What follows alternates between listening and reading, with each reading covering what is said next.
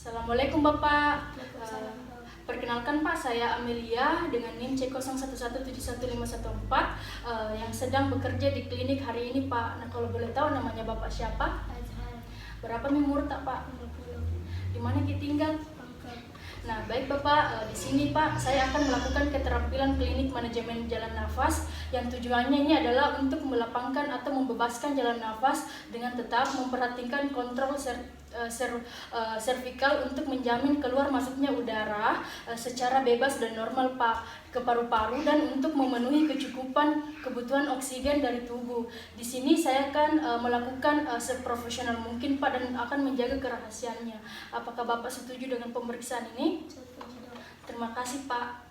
Baik, di sini saya akan mempersiapkan alat tambahannya terlebih dahulu. Alat tambahannya itu ada handscoon, kemudian ada manekin dewasa, kemudian ada pipa nasofaring, kemudian ada pipa orofaring, kemudian ada kasa kering, kemudian ada jeli, ada plester, kemudian ada laringoskopi yang terdiri dari gagang atau handle dan bilahnya, kemudian ada stetoskop, kemudian ada pipa endorektrahial, kemudian ada masker wajah untuk jalan nafasnya, kemudian ada bag valve mask atau ambu bag, kemudian ada selang oksigen yang dihubungkan dengan ambu bagnya nanti, kemudian ada cervical collar neck, kemudian ada introjuice atau madrin, kemudian ada spoit atau siring, dan selang section. Selanjutnya di sini saya akan mencuci tangan terlebih dahulu.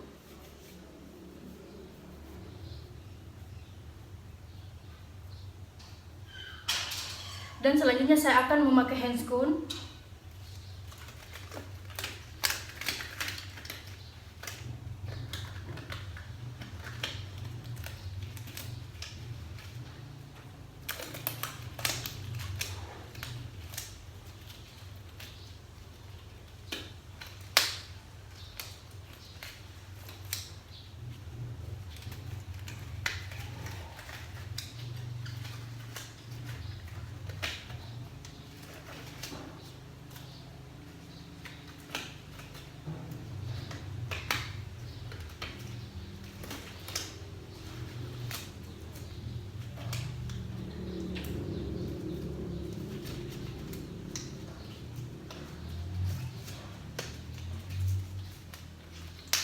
Dan selanjutnya di sini setelah mempersiapkan alat dan bahannya, saya akan melakukan initial assessment atau penilaian awal yang dilakukan secara simultan pada airway jalan nafas pasien, kemudian breathing atau pernafasan dan sirkulasi. Nah, airway ini dilakukan dengan menilai apakah jalan nafas pasien dengan melihat apakah ada obstruksi pada jalan nafas atas. Kemudian breathing itu atau pernafasan dilakukan dengan pemeriksaan 3L atau look, listen, dan feel. Nah, selanjutnya di sini untuk looknya kita akan melihat pergerakan pada dinding dada. Apakah telah ada pergerakan dinding dada? Apakah pergerakan dinding dada simetris kanan dan kiri? Apakah ada retraksi sela iga atau tidak? Nah, setelah itu untuk listen kita akan mendengarkan apakah ada bunyi nafas atau tidak. Kemudian yang ketiga itu feel, kita akan merasakan apakah ada hembusan nafas pada pasien atau tidak. Dan yang terakhir adalah sirkulasi, dilakukan dengan menilai arteri karotis meraba denyut arteri karotis apakah ada teraba denyutannya atau tidak. Nah, setelah ini selanjutnya adalah teknik membuka jalan nafas secara manual atau tanpa alat. Nah, setelah ini saya akan menggunakan sarung tangan. Nah, teknik ini digunakan pada penderita dengan sumbatan jalan nafas akibat lidah yang jatuh ke belakang, dan biasanya kita juga dengar bunyi tambahan berupa snoring atau mendengkur. Nah, teknik ini dikenal sebagai triple airway maneuver dan dilakukan pada pasien yang tanpa tanpa ada kecurigaan fraktur pada cervical. Nah, triple airway maneuver ini terdiri atas head tilt, yaitu dengan mendorong kepala ke belakang. Kemudian saya akan letakkan satu telapak tangan saya di dahi pasien dan tekan ke bawah. Kemudian sehingga kepala pasien ini menjadi tengada. Nah, selanjutnya untuk chin lift. Nah, chin lift ini saya akan gunakan ibu jari telunjuk dan jari tengah saya untuk memegang dagu pasien. Kemudian saya akan mendorong dan mengangkat ke depan. Nah, setelah ini saya akan melakukan jaw thrust, di mana kita berada di atas kepala pasien. Kemudian saya akan mendorong rahan kiri dan kanan ini ke arah depan sehingga barisan gigi ke bawah berada di depan barisan gigi atas. Nah, pasien ini dengan sumbatan jalan nafas ini akibat lidah yang jatuh ke belakang dengan disertai kecurigaan trauma pada cervical, maka pembebasan nafas secara manual ini atau tanpa alat yang dapat kita lakukan hanyalah teknik jaw thrust, yaitu mendorong rahang kiri dan kanan ke arah depan sehingga jalan nafas ini menjadi terbuka. Nah, selanjutnya teknik pengelolaan jalan nafas dengan alat pipa orofaring ini. Nah, yaitu setelah saya menggunakan sarung tangan ini, saya akan membuka mulut boneka ini atau pasien dengan cara chin lift atau gunakan ibu jari dan telunjuk dengan melakukan eksistensi kepala. Nah, kemudian saya akan siapkan pipa orofaring ini yang tepat sesuai dengan ukuran, dengan mengukur jarak antara bibir pasien dengan telunjuk telinganya. Kemudian saya akan arahkan lengkungan pipa orofaring ini menghadap ke langit-langit. Kemudian saya akan masukkan separuh putar lengkungan menghadap ke arah lidah. Kemudian selanjutnya saya akan dorong pelan-pelan sampai posisi tepat dengan menyusuri lidah. Nah, kemudian yakinlah lidah ini topang dengan pipa orofaring dengan melihat dan mengevaluasi pola nafas, merasakan dan mendengarkan suara nafas pasca pemasangan. Kemudian saya akan sambil dekatkan ke telinga. Selanjutnya di sini saya akan melakukan teknik pengelolaan jalan nafas dengan alat, yaitu dengan menggunakan pipa nasofaring. Nah, setelah ini saya akan menggunakan sarung tangan dan kita akan menilai besarnya lubang hidung dengan besarnya pipa nasofaring ini yang akan saya akan masukkan bila pula juga dinilai dari ukuran dari kelingking pasien, menilai apakah ada kelainan di kafum-nasi. Kemudian pipa nasofaring ini saya oleskan dengan jelly. Demikian juga nanti pada hidung pada pasien saya akan oleskan dengan jelly.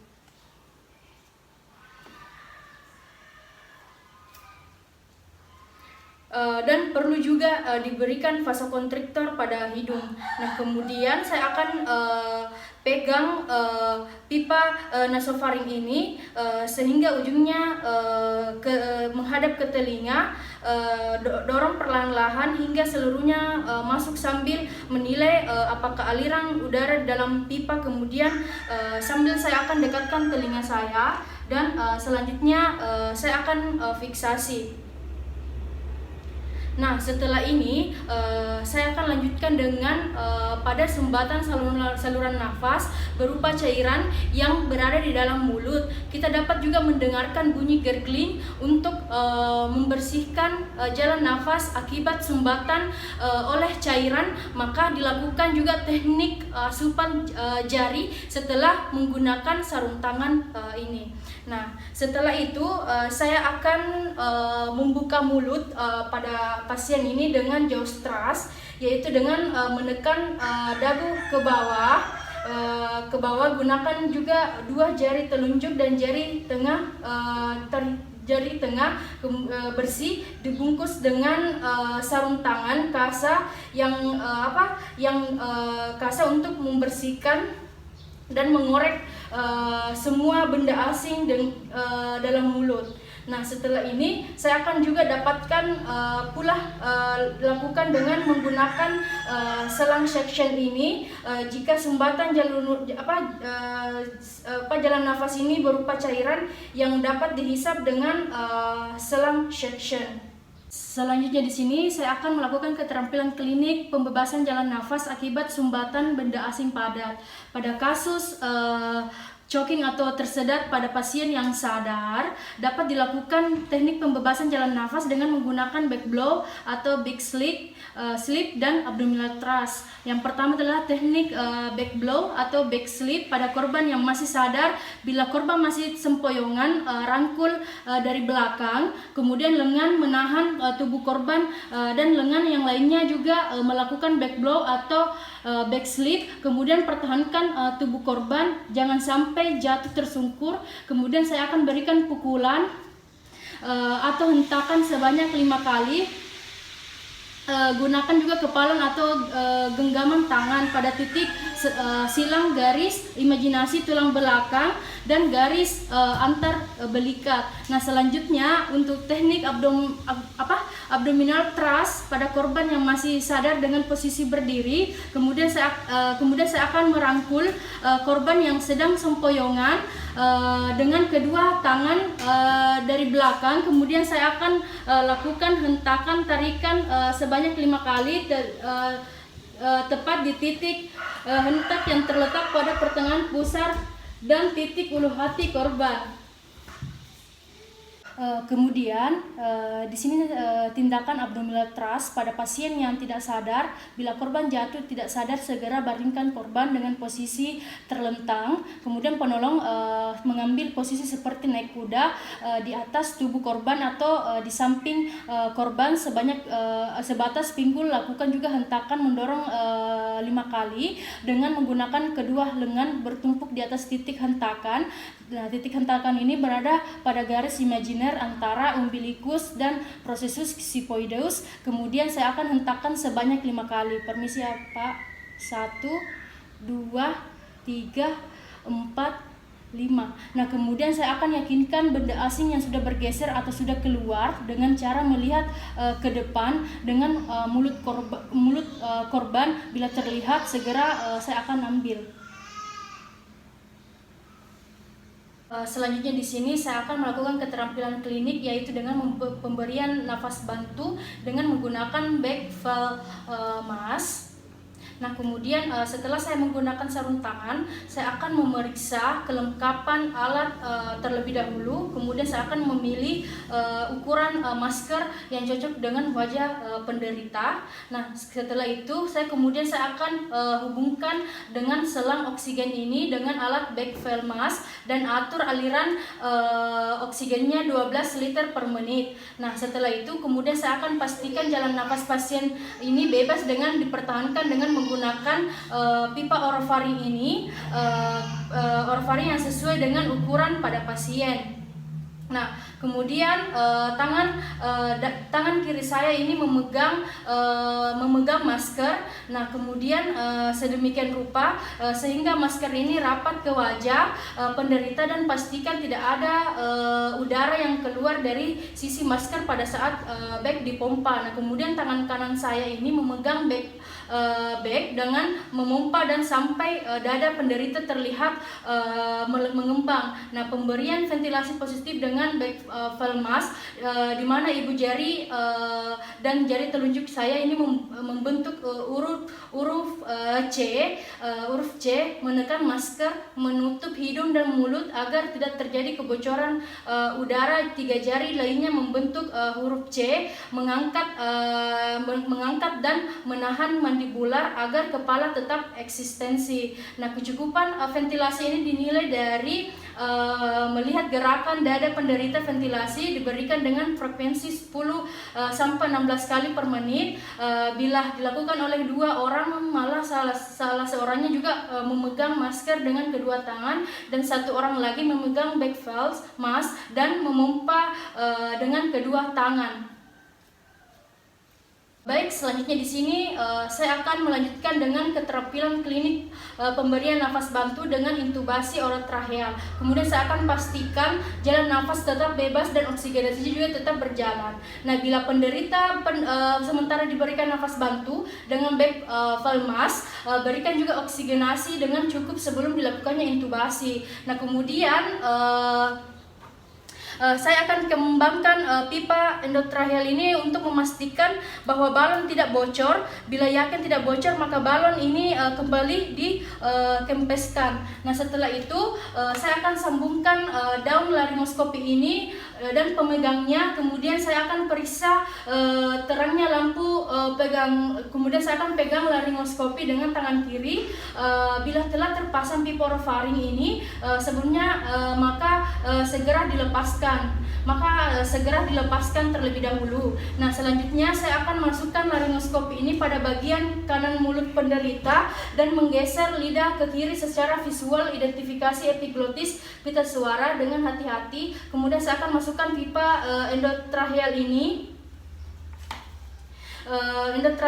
ke dalam trachea tanpa menekan tanpa menekan gigi atau jaringan mulut. Nah, kemudian saya akan kembangkan balongnya dari udara dari spoid dari secukupnya sampai tidak terdengar udara dari sela pipa endotracheal. Nah, setelah itu kemudian saya akan sambungkan dengan pipa endotracheal ini dengan back valve mask. Kemudian saya akan pompa sambil melihat pengembangan dinding dada. Nah, kemudian saya akan melakukan auskultasi, yaitu dengan menggunakan stetoskop ini.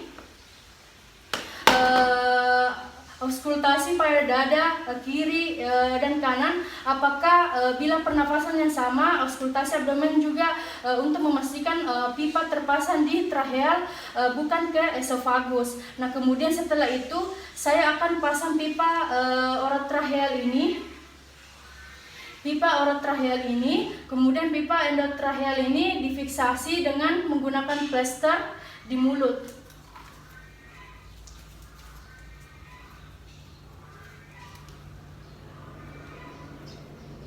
Nah, setelah selesai pemeriksaan, saya akan membuka handscoon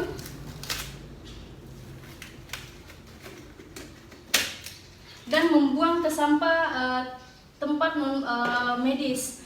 Setelah saya membuang handscoon ke tempat sampah, saya akan mencuci tangan kembali.